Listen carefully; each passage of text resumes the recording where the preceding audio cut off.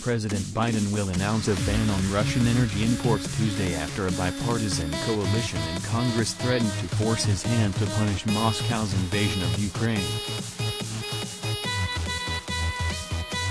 Biden was expected to formally announce the restrictions in a 10:45 a.m. address from the Roosevelt Room of the White House. It would be the third time that Biden resisted a major set of sanctions in response to Russian President Vladimir Putin's invasion, only to adopt them in response to bipartisan pressure.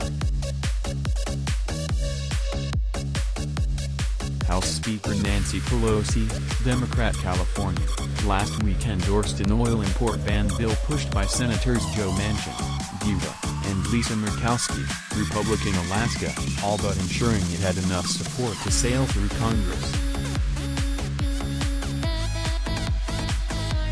On Monday, the top Democrats and Republicans on House and Senate committees that oversee trade announced their own legislation, which would both bar Russian energy imports and suspend normal trade with Moscow and its close ally Belarus.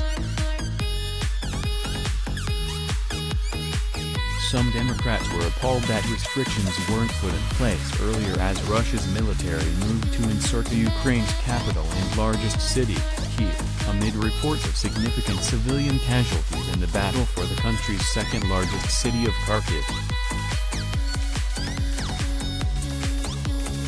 It is so obviously apparent that we need to cut it off.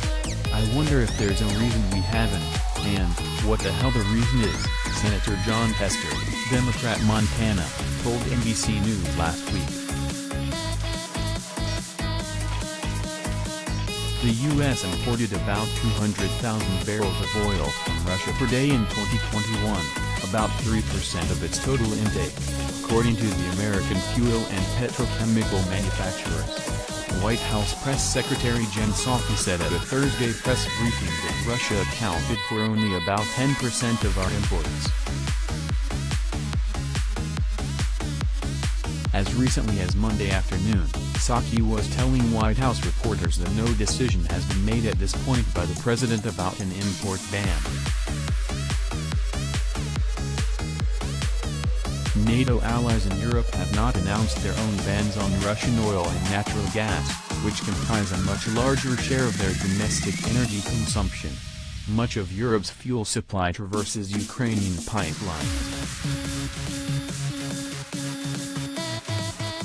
On Monday, German Chancellor Olaf Scholz acknowledged that Europe's supply of energy for heat generation, mobility, power supply and industry cannot be secured in any other way except with Russian fuel.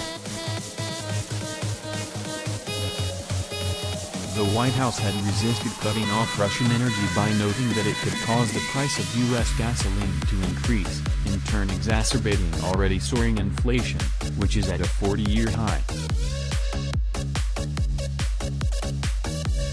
Reducing global oil supply would have an impact on the price of barrels of oil and ultimately gas prices, Psaki said Friday.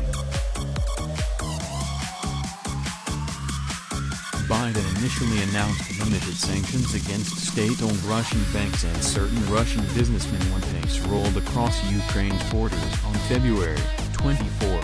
After criticism, Biden sanctioned Putin's vast personal wealth and reached an agreement with U.S. allies to unplug Russia from the SWIFT international banking system.